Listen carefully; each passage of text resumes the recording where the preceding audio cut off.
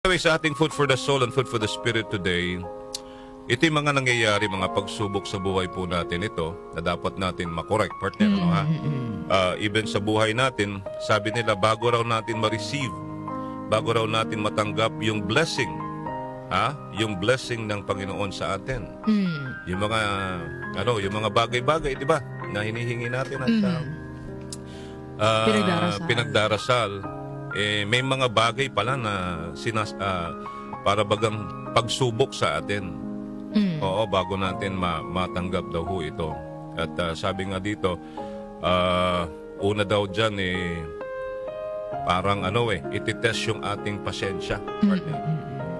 The test of patience. Kung hanggang saan yung pasensya ho natin. At yan minsan nangyayari na sinusubukan tayo how we handle yung paghihintay sa timing ng Panginoong Diyos, mga kaibigan. At nandyan ka yung relasyon natin, karera natin sa buhay, mga personal goals natin, di ba? Na pag sinusubukan po tayo during ito po yung bago dumating yung blessing po sa atin. Hanggang saan po yung pasensya po natin. Dahil nga minsan, di ba, nadidelay Di ba, nadidelay po yung ating mga kahilingan po sa Panginoong Diyos. At isa pa raw po dyan ay yung partner, yung pagiging tapat, yung ating faith, pananampalataya po sa Panginoong Diyos. Bakit kaninyo? Kasi yung faith, mga kaibigan, is kung sasabihin po natin, is believing in what you cannot see. You cannot see God, right? So why do you believe? So, minsan, tinitest po tayo ng Panginoong Diyos whether we truly believe or trust Him sa ating mga hinihingi. Even, alam natin na minsan, yung ating direksyon seems uncertain, sabi po. Apo. So, yun po yun yung testing our faith, mga kaibigan. Alright? Medyo mabigat ho yun kasi dahil hindi mo nakikita. Hindi siya parang bagang isang politiko, mataas na tao, na kausap mo, na hinilingan mo, pinangakuan ka. Diba? Siya, hindi natin siya naririnig At hindi natin alam kung darating ba o hindi yung ating pong kahilingan sa test of faith. Next, partner, is yung obedience, partner. Oo. Na sometimes God will ask us to do something na medyo mahirap, super hirap po, para inconveniente ho sa atin. Or against sa ating gustuhin, yung desire natin. Hindi po ba? Dumarating ho yun. So obedience, mga kaibigan, obedience. At yung isa pa ho is yung test daw ho of surrender, partner. Oo. Kasi pag isusurrender ho natin lahat, tulad ng halimbawa ngayon, matsoportindi na yung ating nararamdaman, talagang grabe na yung, alam nyo yon, yung stress, yung mga pagsubok sa buhay po natin. Dito raw matitest, partner, through surrender, yung tiwala natin sa Panginoon. Okay? Sa plano ho ng Panginoon.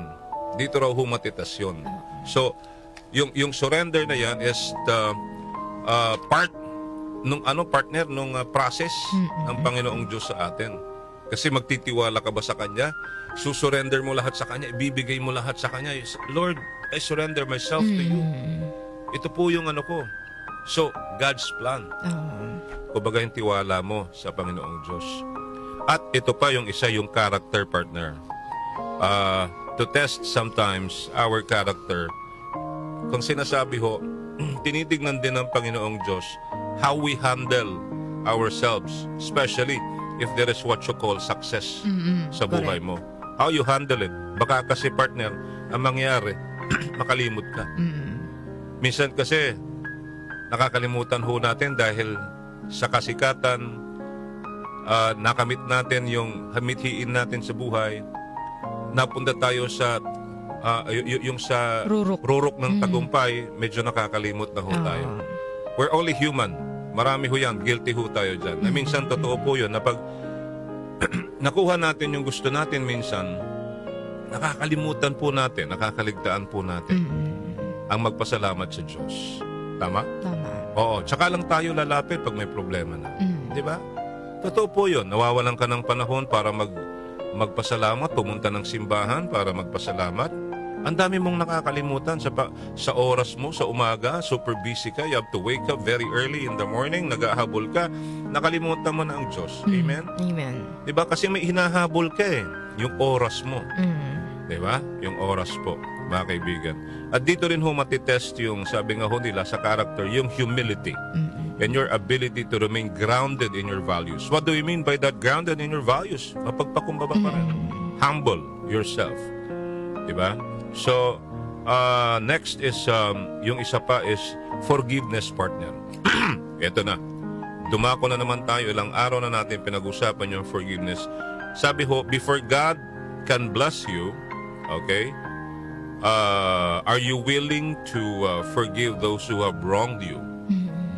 Kasi partner, ano yan yan yung test ng Panginoon Diyos yung forgiveness di ba? Opo, that's one sign, one of the greatest signs, mga kaibigan, that you're on the right track sa buhay mo, sa pang-espiritual na pamumuhay. Forgiveness. Alright? Isa raw po yun para matanggap natin ang blessing is to know how to forgive others. As in, forgive, kalimutan, past is past, everything, let's start all over again. Back to zero tayo. Okay? Next is yung resilience, partner.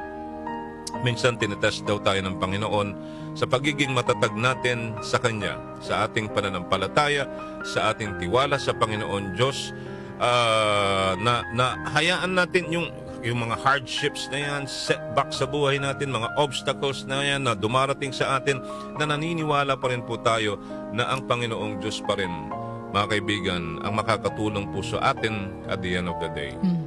Alright?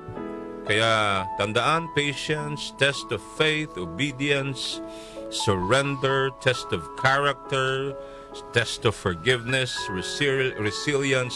Sabi ho nila, isa po yung mga yan before we receive yung blessing po ng Panginoong Diyos. Alright? Meron nga ditong partner, ang ganda ng isang poem about pagiging Kristiyano natin. Sabi niya, anuin ko lang to. Anong sabi ho niya bago tayo matapos? Stand in faith even when you can't see your way. Stand in faith even when you feel like you cannot face another day. Stand in faith, even when the tears want to flow from your eyes. Stand in faith, knowing that our God will always provide. Stand in faith, even when you feel that all hope is gone. Stand in faith, knowing that He is always there for you to lean on. Stand in faith, even when you feel like giving up. Stand in faith, because He is there saying, just look up. Stand in faith, even in those times you feel so alone. Stand in faith, hold on and be strong, for He is still on the throne. Stand in faith, even when it's hard to believe. Stand in faith, knowing that He can change your situation suddenly. Stand in faith, even in those times you feel it's hard to pray. Stand in faith and believe that He has already made the way. Faith is the substance of things hoped for, the evidence of things not seen. So stand in faith, because you already have the victory. Amen. Amen! Galing. Stand in faith. Stand in faith tayo, mga kanyasika. Huwag tayong mawawalan ng pag-asa dahil hindi tayo pababayaan ng Diyos. Yun po ang kanyang pangako sa ating lahat. Palakpakan po natin ang pong may kapal for another day. Thank you for this day, Lord. Thank you so much, and forgive us from our trespasses as we forgive those who trespass against us. Amen? Amen. Hindi naman tayo, sabi ko nga, hindi naman tayo perfecto partner, kaya sometimes guilty tayo sa mga bagay-bagay. Di ba ba? Alright.